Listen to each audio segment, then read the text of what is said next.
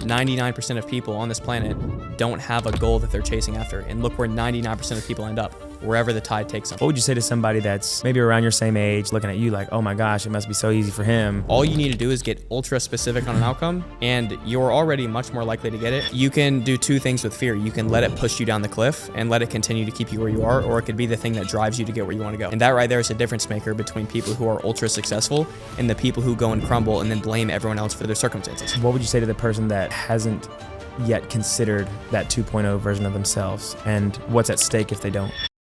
All right, folks. So today we have the man, the myth, the legend himself, John Mao, aka Johnny Mao, the one and only. So happy to have you here, man. What's up? What's up? Appreciate you for having me, bro. Absolutely, man. So for those, to give some context, I'm in town, and I just attended his mastermind where we did a 2-day intensive, and he got a couple of his students and folks that are in his atmosphere, and we did a live event. So that was your first live kind of session, right? Yeah. Second time speaking, first time running it myself. So definitely a little hectic, but I think it went well. Yeah, man. Well, how did it feel overall? Even though obviously there were some speed bumps maybe, but how did it feel overall just being able to look out and take something that you had as an idea and turn it into reality? Yeah, it was insane. Just seeing everyone. Obviously, I've only seen everyone through like Google Meets and Zoom calls up until this point. So seeing everyone in one area, and the kids who are going from 3K a month to 20K a month as like 17, 18, 19-year-olds is just an insane feeling. And hearing them like thank me in person for that was just one of the weirdest things.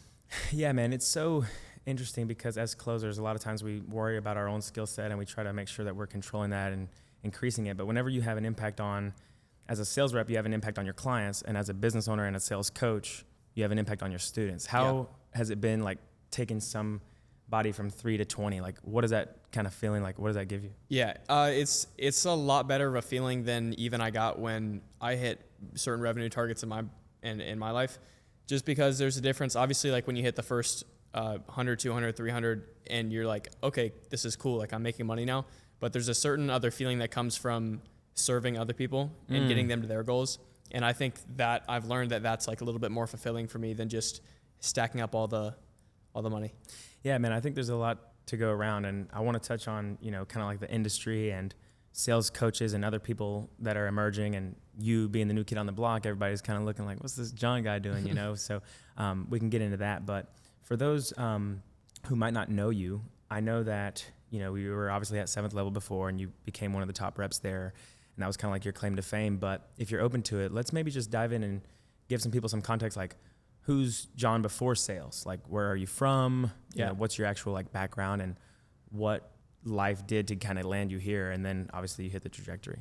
Yeah. So I grew up in a small town in Georgia, so not much going on there. So naturally it was either like you go in and sports was like a big thing. Obviously, like in high school, in middle school, all that type of stuff, like it was all really like sports. And I was super undersized. Like now I'm like 6'2". Like hit the growth spurt. Yeah, thank God. But back then it was not the case. So I grew really, really late. Probably went in high school at like 5 foot tall, super, super scrawny, super skinny. Like everything was just like brutal for me. And on top of that, like super high pitched voice. Sure. Everything like that. So the cards were heavily stacked against me with sports, relationships, friends, everything like that. So naturally I always had like a massive chip on my shoulder on like, I need to do something, but I didn't necessarily know what it was. And obviously I came to find that it was not going to be sports because I was severely outmatched and outsized by everyone I knew. So quickly I realized that it was some sort of like entrepreneurship or hustle. So even before this whole, as you know, like getting into entrepreneurship and that type of thing has been popularized over the past couple years. But before then, when I was maybe a junior in high school, probably like 6 years ago or so, that was when it still wasn't cool to do it. You know what I mean? So it was just doing whatever I possibly could to make a dollar. I did the whole dropshipping thing, failed. Marketing agency, failed. All of that type of stuff. And I basically was a failure in everything I tried up until sales, which is why I think I have such a love for it, is because it's like the first thing that I really sat down and said, I am not going to give up until I make this work. And did you carry that not give it up mindset? Obviously you had failures, but failures like really when you quit, right? So you just had learnings and obstacles, and then you tried a couple different things that didn't work out. Do you feel like you always had that mindset going in? Like I'm going to hit something till it works, and it just happened to be sales? No, honestly, no, I did not. I was as severe, like I quit a lot of things on the way up because my self-confidence was so defeated. Like I got destroyed in my mind. Like my mind would always be my biggest enemy of like, you are not good enough to do this. You're not good enough for this, to do this. So I naturally would quit a bunch of things that I did. And then obviously I went to college, I knew I wasn't going to graduate, but I still went regardless because that was like the expectation. And even in college, first few years, tried out different things, but a marketing agency again, like I was joining different programs, like even investing, and I just couldn't seem to make anything work. And I think was when I got like my job as I was like a bar back. So I got that job, was working it for a long time, and I just absolutely hated like I basically was just like, I was everyone's bitch. Yeah. Essentially, I've been a whatever. bar back, so I know the deal. Yeah. And then it was during that time that I found that I could sell for a marketing agency because I didn't have marketing skills. So I went and did that. What year was that? That was my sophomore year of college. So I'm 22 now, so I would have just graduated, so about 2.5, 3 years ago. okay, so 3 years ago, you started selling for a marketing agency. Yeah, well, I found out about the idea of it because my marketing agency for the second time had failed. So I went and started doing that, and I quickly realized that I was a whole lot better at that than I was fulfilling marketing because I didn't know how to market. And funny enough, like I was actually the operations guy in my marketing agency. So I was like, I'm not doing sales. That's not who I am. Yeah. So flipped that, started doing sales for them. And I just quickly realized that it was going to be what I was going to do. What sort of preconceived notions do you feel like you were holding on to that kind of put you in that bucket of like, I'm not a salesman. Like I'm not the sales guy. Yeah, it was a ton of limiting beliefs. I'm not good at speaking to people. I'm an introvert, so I don't like talking to a bunch of people. I don't like being in big crowds, big rooms. It's usually just like to keep to myself. Mm-hmm. But in knowing sales, it's like that is the complete opposite. Yeah. So naturally in my mind, I was like, it's just not for me. I'll do other things. And then I think just on my first couple calls and realizing that I had a passion for being able to argue with people in a way and like convince them that I'm right and they're in whatever, obviously from like a good intention, but realizing that I did have a Sure. skill in that could be built upon was the thing that just catapulted me to doing it. Mm-hmm. And a lot of people that might not be in the industry, they think closers are just people who rip people off and, make recommendations for folks to do things that are not in their best interest. But I argue the opposite is true. Yeah. Whenever you're in a sales position, you have an opportunity to help someone make a complex decision, and you have to be prepared to battle their limiting beliefs and show up for them so that you can guide them to that solution, which is ultimately hopefully going to benefit them. So you made a couple sales and then it just kind of clicked. It didn't necessarily just click because it was a bit of a learning curve with, obviously I went and started like investing in myself. That was around the time that I dropped out. So, I actually got objection handled into dropping out, and then I made the full jump, and then I invested like $8,000 into my first sales mentor, and that's when it started to really, really click. Sure. What did your parents think whenever you were kind of making these decisions? I'm sure you're like, hey, Mom, I'm about to drop out, whatever. What did they have to say? They were definitely not too happy about it, but they've known since I was a kid that I was a hustler and that I was going to figure something out.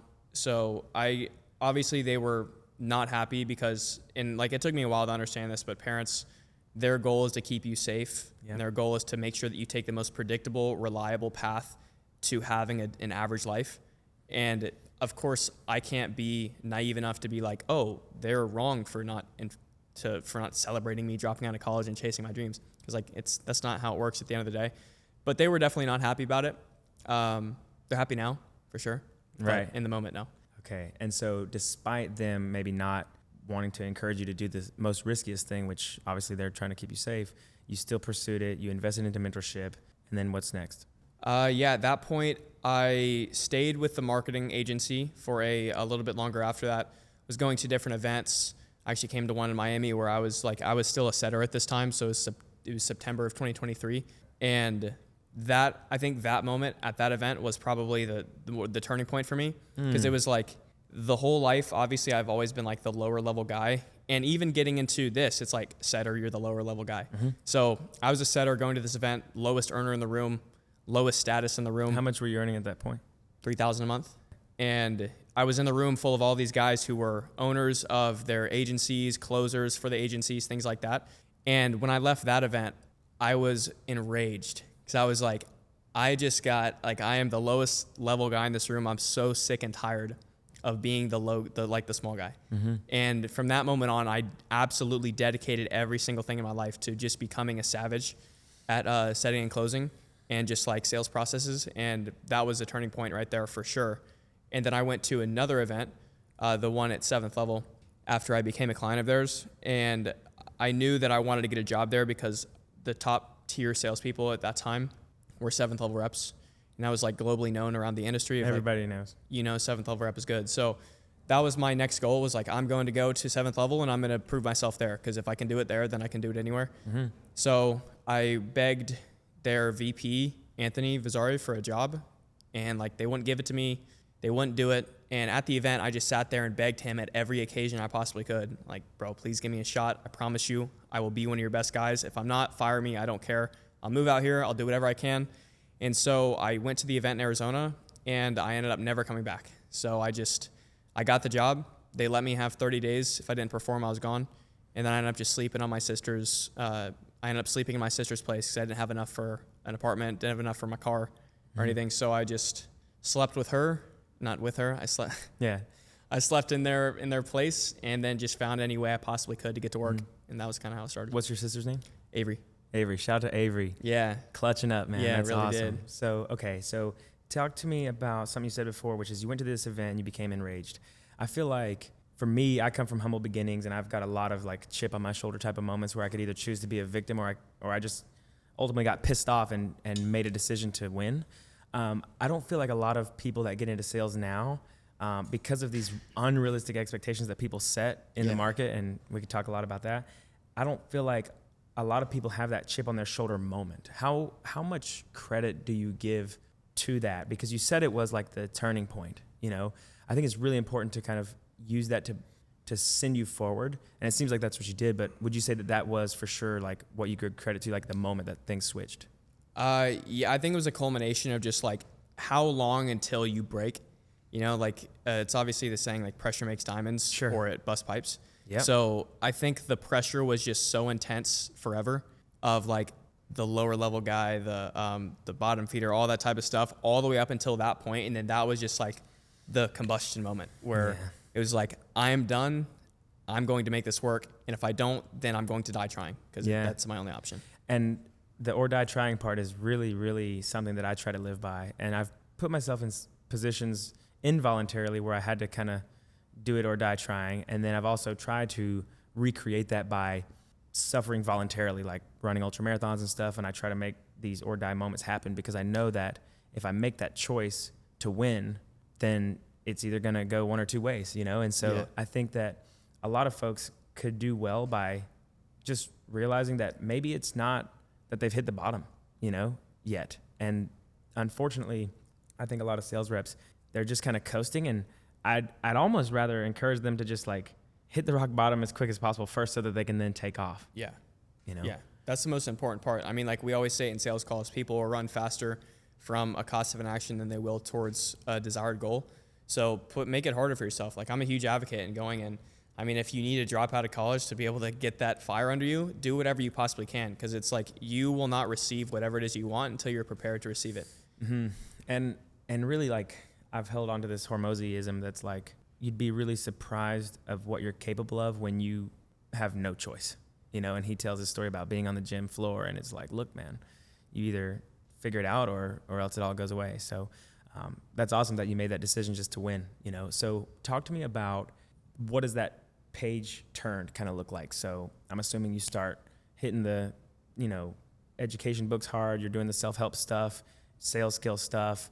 I mean, talk to me about how you developed an obsession for getting better and how that kind of cultivated, because a lot of people aren't willing to do that hard work that it takes to get to be a top closer or a top rep or top anything.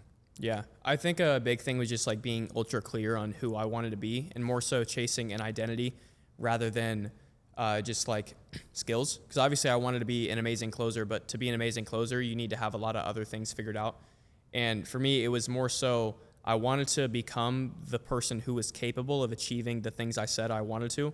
And I wanted to become like, I wanted to be able to look in the mirror and say, I am who I tell other people I am, and I am who I say I am. So that was the biggest thing for me. It wasn't even necessarily I want to be the best closer in the entire world. It was that, and that just so happened to lead me down the path of the closer and all that type of stuff. So my like page turn in a way was just like writing out exactly who I wanted to be. So I have these like identity sheets of talking about myself in a past tense as if it's already happened, and I'll just write out my future of how exactly I will do it, and or exactly how life will be at that point, and then I just reverse engineer the days and start acting like that person. So I've gone through four iterations of it now, and hit every single goal. Kind of like the Charlie Morgan type exercise. So walk me through how often you're kind of reflecting on that. Do you make space for, that kind of reflection, and how often does that occur now? Yeah, every single morning. So I like to keep it top of mind. There's no better way to start your day than with gratefulness and thinking about how you want to attack the day. So I'll start my mornings off with gratefulness, and then also that. So I'll read the entire sheet front to back, and then really just sit there and like feel what it would feel like to be able to accomplish them. Mm-hmm. And I think that people sometimes take manifestation and they don't really define it carefully. And what you're talking about more so is visualization, right? You kind of feel it, you're there with it, you're expressing gratitude, and then you go and you measure yourself against that intention that you set, which is ultimately like comparing yourself to your highest ideal. Did you find that along the road within sales specifically, that you were comparing yourself to other people sometimes, or was it mostly just you trying to beat the former John or trying to get to the new level, or was there any comparison? And walk me through maybe if you dealt with that over time. At first there was, but I was lucky enough to have a really great mentor in the company. And another thing that he told me all the time was, it was from Tony Robbins, which was compare to what you're capable of, not to other people. So that was one thing that I was told basically on a daily basis. So I could sit there, and of course, like I'm a human being, I'm going to be swayed by seeing other people's success and being a little envious about it at the time. But just like being able to take a step back and realize that I am just competing with myself from yesterday and the day before. And at that point, it's a lot easier to get where I want to go. Tell me a little bit about, I'm sure you've got a lot of messages around like, hey, John, I see you coming up, man, you're doing so well. And there might be people out there actually comparing themselves to you. So what would you say to somebody that's maybe around your same age, that's kind of looking at you like, oh my gosh, it must be so easy for him. His Instagram just keeps going up, like what would you say to that person to remind them that that's actually not a correct equation, that they should be kind of doing that battle within themselves? Yeah. Well, this definitely did not come fast for me. I've been posting for 2.5 years at this point. Since I dropped out. I've been going at this for since I was a junior in high school with everything. So it definitely is not something that will come fast to you. The only thing that you need to realize is it's not about me. It's not about anyone else in the industry. It's just about you and you comparing to what you're capable of. And if you can sit down every day and define what it takes to win and do that on a daily basis, you have no choice but to get there. It's like if a fat person starts making decisions like someone who's fit, they're going to get there. It doesn't matter if they're going to make a decision like Rocky Balboa or like all these other, people that they want to be. It's like, just start making decisions like who you think you want to be in that general avatar, and you'll be in a better spot than when you started. Yeah, I think a lot of people don't even ask themselves that question. And whenever I got into personal development and running and stuff, the vehicle happened to be sales and running. And I just wanted to demonstrate all the things that I was learning. And I asked myself that question. I got it from Patrick Bet-David when he gave a talk. He presented to the audience, ask yourself this question: who do you want to be?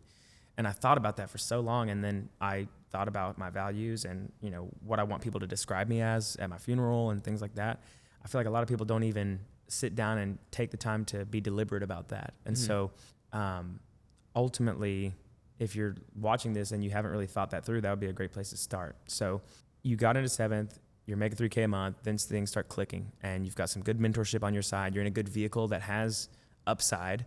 Walk me through kind of like the progression of that first year in sales and then some of the milestones. It was brutal, man. It was 7 days a week, every single hour of the day. So that also went back to the mentor that I was with. So like he was always top. He was top closer for a very long time at that company, and super like respectable guy, like really, really like high standard. So I was on his internal team, and naturally being on his internal team is like the highest standard that you could possibly think of.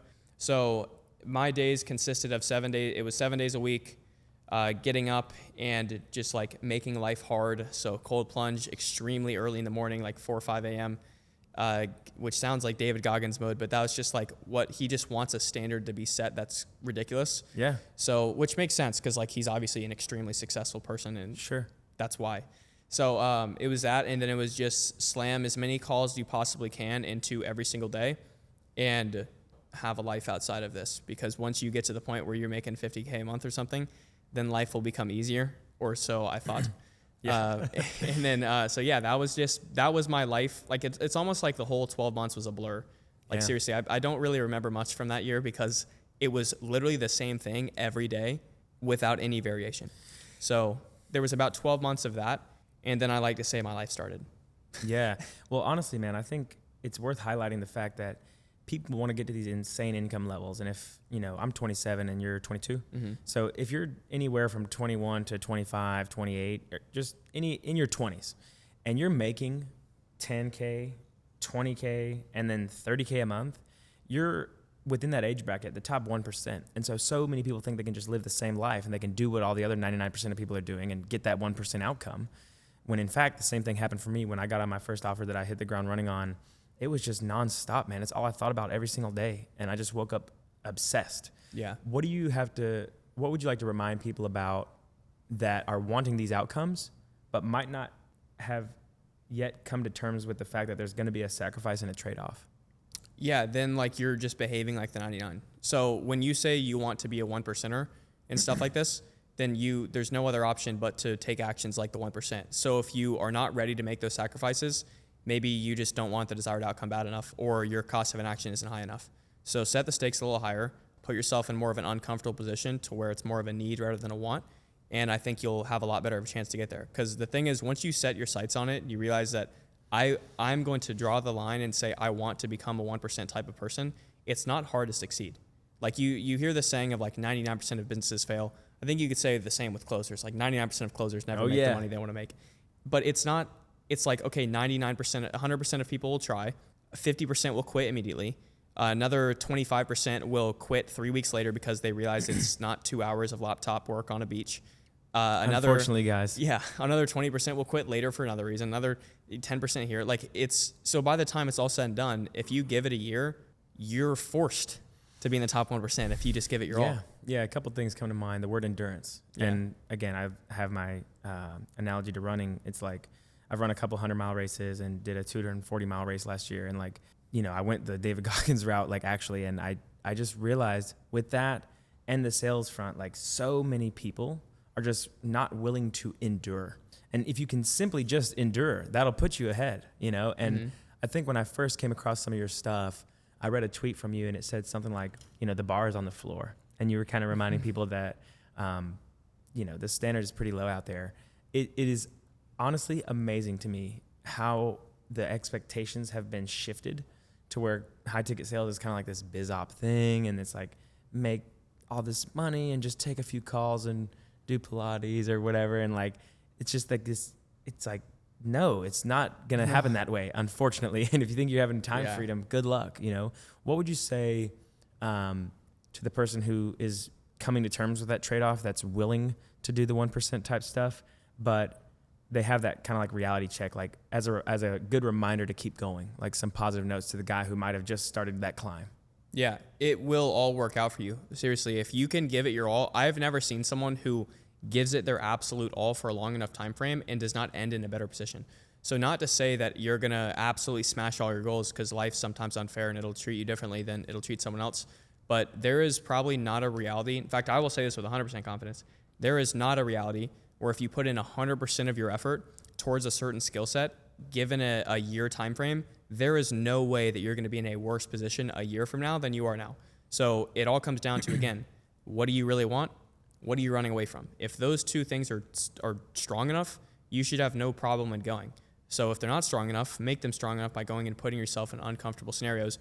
And most importantly, surround yourself with people who are actually doing it at the same level. Like I spent so long stagnating because I was like surrounded by people who didn't really care about anything. So as soon as I shifted that, and for example, I moved to Miami, first month I moved to Miami, hit 100K, and then up to 300K at this point.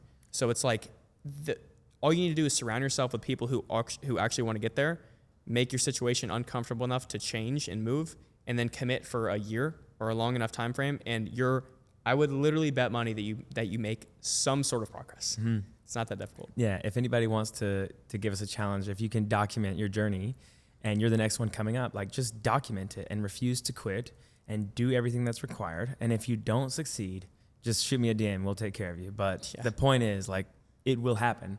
You just have to come to terms with the fact that it's going to take probably twice as long as you thought, and it's going to be 10 times harder. You know? So, okay. So you rose up the ranks. It was a little bit of a blur. Tell me about like how you went from 10 to 20 to 30 and used to hit these milestones. And then at what point did you realize like, oh, I've really got something here? Like at what point did it really start rapidly kicking up as far as commissions go?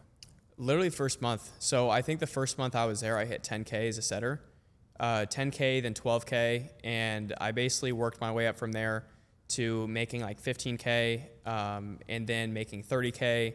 And then I stopped going at 7th because I went to an event in Austin, Texas, which and there my eyes got opened up to the world of managing.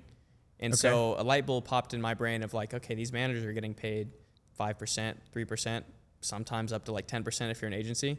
So I was like, what happens if I go and stack my commission on top of a management fee? So then the light bulb really picked up and I started closing and managing on offers. So that's where I got to the point where I was making 50 a month, 60 a month. Actually, no, not 60 a month, 50 a month. And I was stacking. Like I was stacking hard because I was doing management fee and I also got the close. So it was beautiful. Yeah, I lived that life, man. So for me, I was a top closer month over month at the company that I was working with, the Premium Ghostwriting Academy. And I just owned my KPIs and dominated them. And I got referred over to a business owner who was doing about 100K a month, but he had a lot of potential, great marketing, great fulfillment, no sales department. And I was like, yeah, I'll help you out. Put a closer in his business, put a setter in his business. And he's like, hey man, like I need help with this. Like, can you just like manage this thing? And so I worked for him for free for like 2 months. And then I just pitched him a percentage that I was very happy with, and he bit. And then I did management and closing for about 5 months together cohesively until March of this year, where I ended up just going all in on management and kind of doing the agency thing. So that timeline for me was extremely exhausting in terms of just back to back. Was that the same for you? And how did you kind of maintain your KPIs and then also execute on developing these new skill sets? It was extremely difficult because I did not take the time in my previous company to learn management. Yeah. It was all just like closing, like get good at closing. So that is one regret I do have, is I wish that I would have in my previous company became a manager of some sorts and started learning skills there. Because at this point I just had to go and figure it out from other mentors. So that's where I was in the middle. Like I already had closing down, so I didn't really need to do anything about that. But the management was extremely difficult. So that's where I went and invested into different people to learn that sort of stuff. But just being able to, like you said it yourself, kind of doing both of managing a team, managing a setter, and also like managing my own calendar, making sure the company was hitting KPIs was extremely difficult. Luckily, I guess I had some sort of management experience because at 7th, I did have a team that I was responsible for taking care of. Sure. So it's like on a very small scale, it was still skills that were being developed, just not at the rate I wanted. Yeah. And I think it's really important to highlight the fact that even you, as a business owner now, and you've made the leap and you've got your own thing going, still recommend, well, it sounds like in hindsight, you would have recommended to stay within a company to get these skills. How important do you think it is to find a vehicle where you can get paid to learn and earn at the same time versus just jumping ship and, like you said, starting off the rip with some sort of business model? Yeah, it's hugely important. Like that's another reason you see it, 99% of businesses fail. It's like you don't have really real world skills. All the businesses I started before I got the skill of sales were failed. The first business I started after sales hit 400K in 1 month. So it's like there's a clear direct correlation there of like you learn the skills that you need and also get paid to do them, which is just like an absolute no-brainer. And then you can take those skills and leverage them in something that could be way bigger than you. Mm-hmm. For management, this is so relevant to me, and for those folks watching that might be top closers that want to get into management, it's not so clear to me that everybody as a top closer should. Talk to me about the difference between being an individual contributor and worrying about your own self and kind of being like a selfish assassin that's just like number one on the leaderboard and you're just owning your own thing, versus managing a team and being more selfless and your real job as a leader is to enable others to succeed. Can you walk me through kind of what that transition looked like for you? Not like calendar wise, but skill set, understanding, different beliefs that had to be broken, or just like overall, like what was that for you? It was that I had to make sure that I was not operating, like you said, from a selfish point of view. And like, this is what I want, and I expect you to believe in my dreams and to help me achieve my dreams.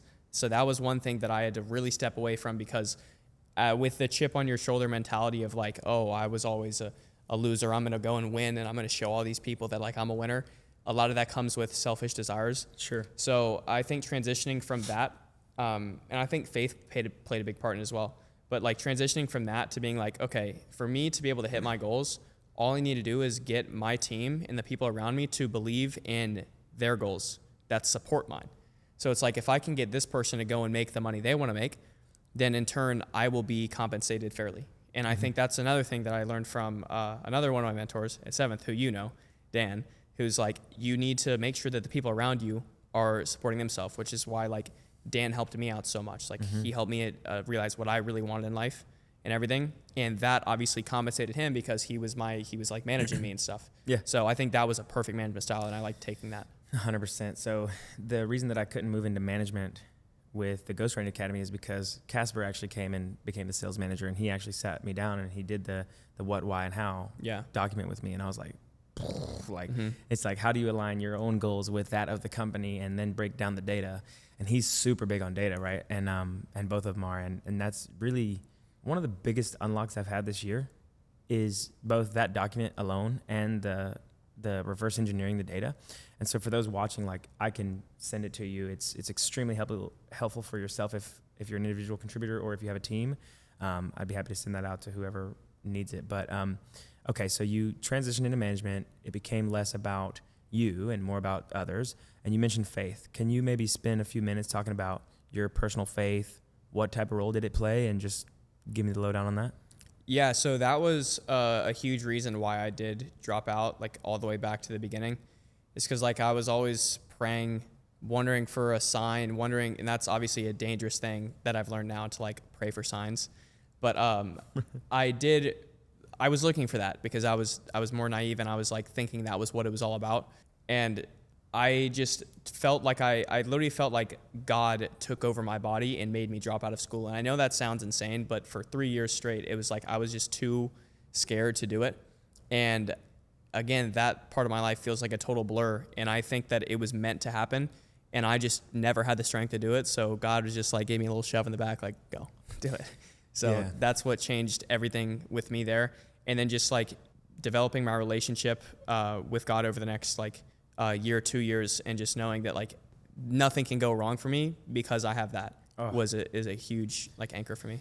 Yeah, I think that what I got wrong early on was that I was just going to get these skills and these beliefs and these traits without having to actually pay down the ignorance tax and go through the things that would then give me those skills, beliefs, and traits, right? Like a lot of people want to be patient, but they're not willing to undergo something that takes a long time, right? And so having faith, I think, is such an underrated part of this. And, you know, whether you have a relationship with your higher power or not, I would encourage everybody to really revisit that. And if you're going to try to achieve something at this caliber, you're going to have a little bit of delusional optimism. And for me, I'm someone who, you know, learning this really within trying to run a 240-mile race, I basically just had to believe that anything on earth was possible and that I was capable of doing it.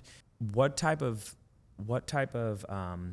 exercises are you doing with yourself to increase that delusional optimism? Obviously, it developed at some point because you went from kind of insecure, maybe not as confident, you know, having this difficult chip on your shoulder, to then being like, F this, I'm going all in, I can achieve this, I'm blindly just gonna send it. So walk me through like what you did to kind of cultivate that. Obviously, some of it comes from evidence, and confidence comes from building those things up, but walk me through how you develop that delusional optimism. Yeah, it's literally just forcing it to happen. So the thing I told you about earlier with like the identity sheet of who I wanted to be, that was what I did. So in my mind, just like the basic framework, you act like someone, you take actions like them, you become them. So the confidence that I was looking for it to precede the actions when it was never possible for it to happen.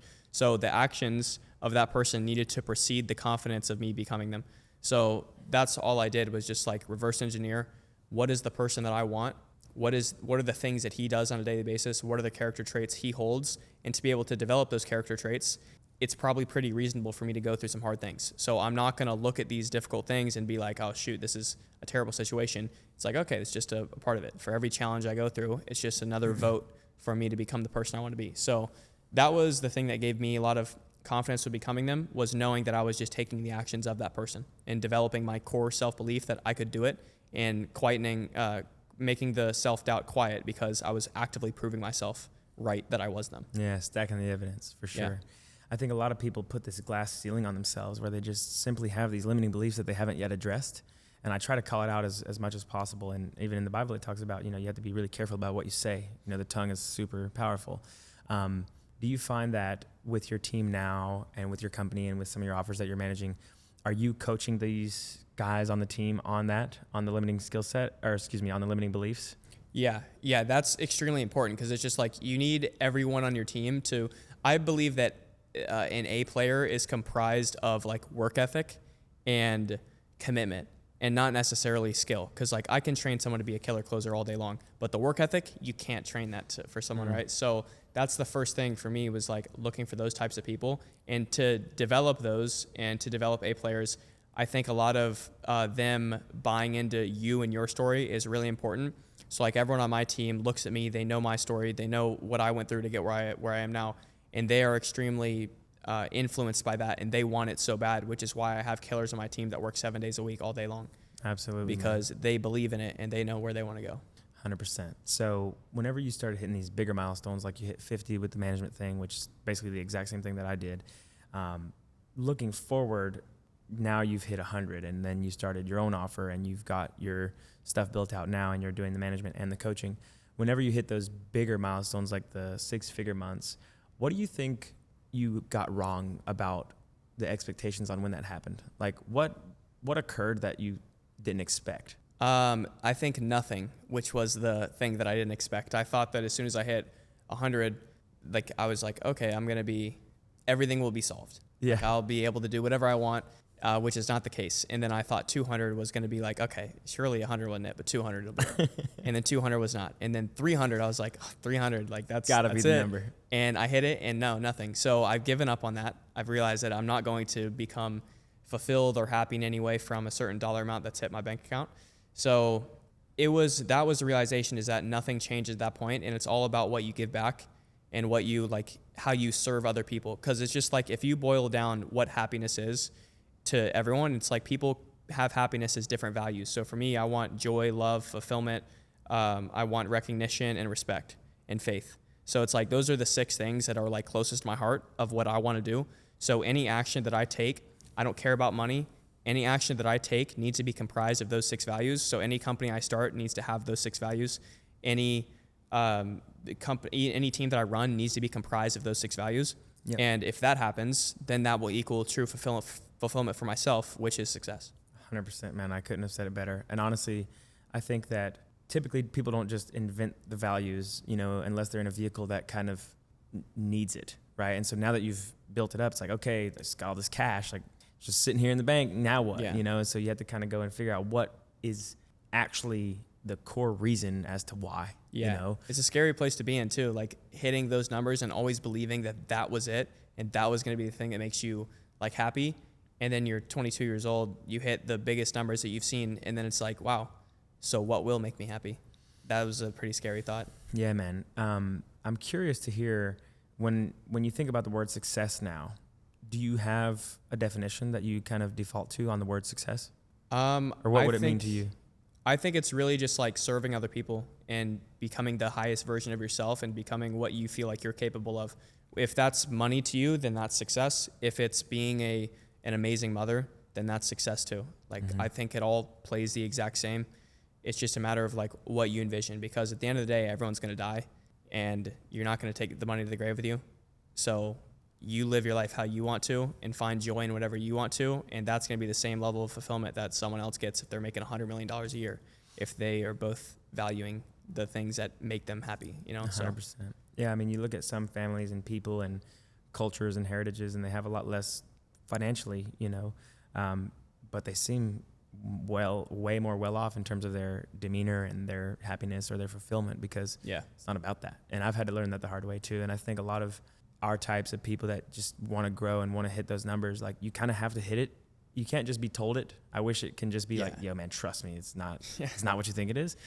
Some people, you just got to go hit those numbers, and then you'll realize it's kind of like when you buy the Lamborghini or when you choose not to buy the McLaren, right? So luckily it seems as if you're learning that, and having other people, you take those lessons from those other people that have already kind of done that mistake. So I'm happy I learned that lesson sooner rather than later, because now it's just like, how can I structure the next however long I'm alive, hopefully a long time, and make myself hit those 6 values with everything I do, and then I'll live a happy life.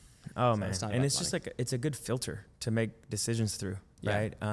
For me, I didn't make this up. I think I heard it from Evan Carmichael or one of the OG like self-help guys or something. Success is the progressive realization of a worthy ideal. And so I think a lot about what the word sin means, and it means to miss the mark. It's from like an archery term, and it just means to not hit the bullseye, basically. And I think the first part is having an aim, right? Having something that you're aiming at, and then just trying to hit the bullseye, and that's the game. And it's really not like, through these races that I've ran, it's not about the finish line. It's more about the climb, and who you're with on the climb too. I know some people try to do their own thing and they want to kind of keep the pie to themselves. How do you think about getting your boys on opportunities and like keeping the circle tight, but also like having enough to go around? Like, talk to me a little bit about your team and your guys and like how you view success together. So is this in relation to like my direct team or like friends? Just, I guess both overall. Yeah. Well, I mean, with friends, it's hard because it's like, obviously you want a better life for people, but sometimes they don't care about it for themselves. So with all my close friends, I've really actively tried to get them on things. Like my cousin, I got him to an offer. He makes like $18,000 a month now, which is great. And I'm working on it with some of my other friends. But as far as like my team, what was the question? Just like overall, like how do you think about spreading it out? I know you mentioned earlier, like making it about them, but just kind of having this like we win together type of mentality. Yeah, I am extremely generous with commissions and rev shares and things like that. So I think that is a really important part. Like my closers all probably are some of the highest paid, like commission wise in like the industry that I know of, because I want them to be rewarded along the way. And that is something that I've learned from like Prime 7th, was reward your guys, which they did a very good job of with their commission structures. So I kind of took that into our own account. So all my guys get paid very, very handsomely for their ages. Like my closer took home like $30,000 last month, and he's able to now provide for his parents like he's always wanted to, take them on, like go on a cruise with them and all this other stuff. So that, being super generous with that, and then also just making them feel like this is yours too. This is not my company and you're like slaving away from me. It's like, this is something that we're building together. Cause that's what it is. Yeah. And it's an all hands, and that's kind of what I was wanting to hit on too. Like you said, man, props to you for recognizing that too, cause that'll take you a long way with the folks that you attract and then retain. Ultimately there's enough to go around, and I think like, as far as the industry goes, I was talking to, some of the guys this weekend, and obviously we're all sales trainers and sales coaches to some degree, whether it's on a team or we have our own offers or whatever. There's a lot of people in the industry. It's kind of small at the top, but I believe that each of us can be a rising tide that raises the ships. What would you say to people that might look at your success and it might make them feel like less about themselves, or they might have something to say like overall, like about abundance and just how big the market is? Yeah. Well, I mean, like for the people who it would make them feel less of themselves, like I apologize if that's the way that you view it, but I would rather you take inspiration from me and use it to work harder, because I'll never be the type of guy who's going to like be like, I'm good, you're not. I know a lot of people who are like that, and it's just never a good situation. So take what I do and be like, all right, that's what's possible. Now I'm going to go and chase what I want so I can hit his level of success one day. Like that's what I want, and DM me when it's done, because I'd love to see it. Boom. Seriously, that makes me happy. But for the people who are like more drag on it and stuff, I have no sympathy for that. It's kind of weird. Yeah, it's extremely weird. It's like, it's just projecting your own insecurities outwards to other people. And, I know a lot of guys in the space who obviously get mad that a 22-year-old kid's hitting numbers that they can't hit, but that's them problem. Yeah, it's them, bro. And honestly, like, I understand for some people there's a fine line between inspiration and jealousy, I guess, or envy. But for me, I just operate with the core belief that there's enough to go around, and that's a blue ocean, right? Like there's plenty of money to be made. Just because someone else is doing well, better than you, quote unquote, doesn't mean that you can't do the same, if not better. And as long as you can try to reframe the way that you look at other people's success as inspiration, well, then we can all win. Like when I met you, I was like, dude, props to you, 300K incoming, you know, like I can't wait to see you take off like a rocket. And it's done nothing but inspire me, you know? So if you're out there and you're like looking at other people, whether it's John in sales or someone else, like there's enough to go around. And I fundamentally believe that if we collaborate and provide value to each other, especially in this industry, like it's just going to raise everything up, you know? Yeah, 100%. Ultimately, what have you learned now? So you hit 100, 200, 300, 400. I guess now that maybe the financial part isn't necessarily like the top of the hierarchy as far as like the direction that you're trying to go. Obviously, I'm sure you're trying to scale, right? But what are you thinking through next? Like, what does the next 3, 6, 12 months look like for you as far as like mapping out things? Like, where do you want to go? What are some of the things that you're thinking through as your new North Star? Yeah, I'd like all my closers to be able to hit like 20K a month on all the offers. So that obviously will directly correlate to us making more money too. But I would like all my closers to be able to make at least 20,000 a month, all my setters to be able to make at least like 7,000 a month, and then just take care of the people I love. And those are the goals for that. Obviously, like for the management stuff, I'd like to get 2 million under management a month, which is going to definitely take some work. And then for my personal offer, I want to be able to get us to $1 million a month. Nice. And I think you're going to hit it, man. Like there's no doubt in my mind that you will. Thank you, man. As far as taking care of your guys go, I know you said you honestly blew everybody away when you were sharing about what you did for your mom as far as like the safari trip. Maybe spend a minute or two just talking about that and how that felt. Yeah, dude, that was amazing. It was like that was one of the main things that I wanted to achieve since for as long as I can remember, as long as I've known she wanted to go on that. So yeah, it's just like I think having a North Star is extremely important for what you want to achieve. And for me, that was a huge thing for me. And then another thing for my dad that I can't quite yet afford yet, which is going to be a big one. But yeah, Top I secret think stuff. it was a really huge moment for me but the thing, it was a little weird because I've already felt the feeling quite a bit because I've visualized it in my mind so many times, and it wasn't different. It's like in my mind, just like I read the identity sheet, I think of what it's like to be able to accomplish these goals. And just like side note with like the law of attraction and stuff, I've always thought it was BS until, you know, Andy Frisella, like the most non-BS guy that you'll probably ever see. And the fact that he believes in it was like the thing that took me over the line. I was like, good filter. I'm gonna check this thing out. And so I did feel the feeling quite a bit before it happened, which was a little surprising because like it didn't feel different than that, but it was one of the most fulfilling things of my life by far.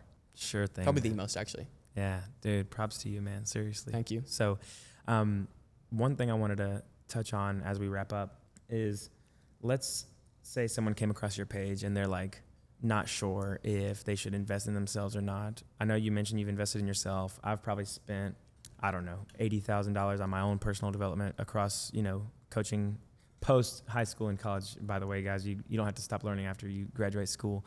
What would you say to somebody who's in your program or is yet to be in your program that's on the fence, like the people in your pipeline that didn't say yes, or the people that are considering like getting on a call with your team? Like, what would you say to those people and some of the results? Like, if you could brag on your results a little bit, and just like encouragement wise, like if someone's sitting on the fence thinking about jumping in and get some help from you, like what would you say to those people? Yeah. Well, our results definitely speak for themselves. On average, like we have and we're going to do that NPS score that you're talking about, but on average, just based on what people submit, they 3x their close rate and they 3x the amount of money they make. And that's based on raw data from everyone submitting. And I have proof of all of that, so you can come after me and I'll show you it. But but also it's like, it's not even about investing with me, because I don't care if it's with me, if it's with someone else. Again, I want the best for each individual person, which always is going to be investing into yourself. It's like, instead of thinking about what do you want to do and what are you comfortable doing and all these things, you want to think about, like, again, what are the actions of the person who I want to be? Are they an investor into themselves? Do they go and invest into their skills? Chances are probably yes. So it's like, instead of taking my word for it, just do what you feel like is the thing that your higher self would do.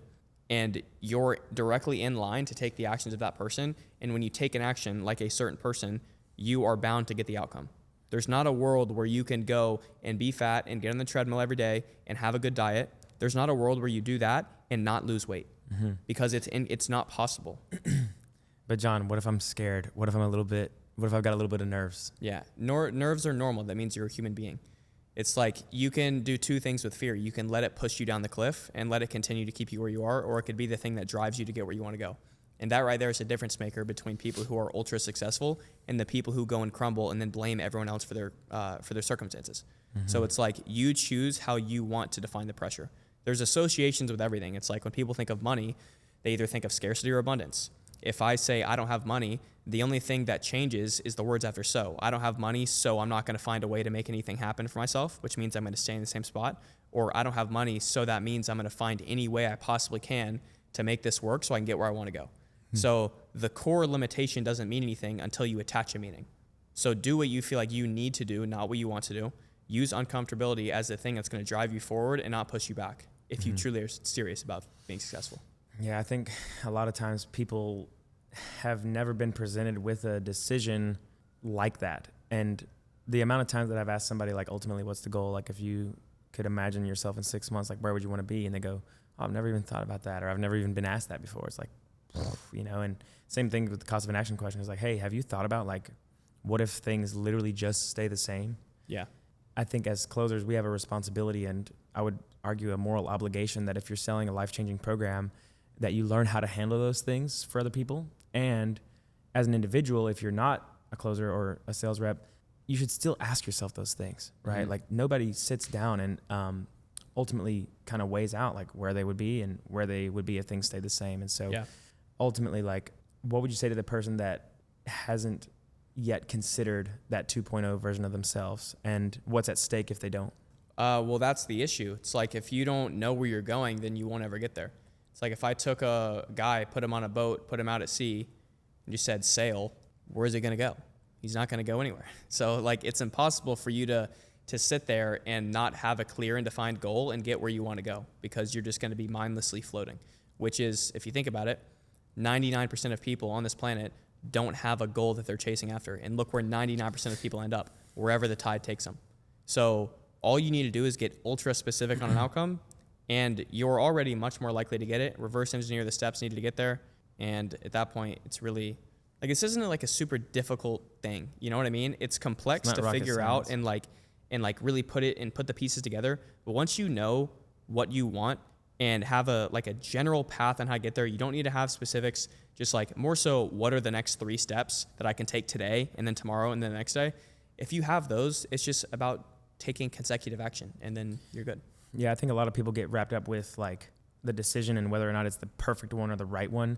I would say to anybody who's kind of in that phase of not sure which route to take or whatever, a mentor taught me that you should really solve for being directionally correct.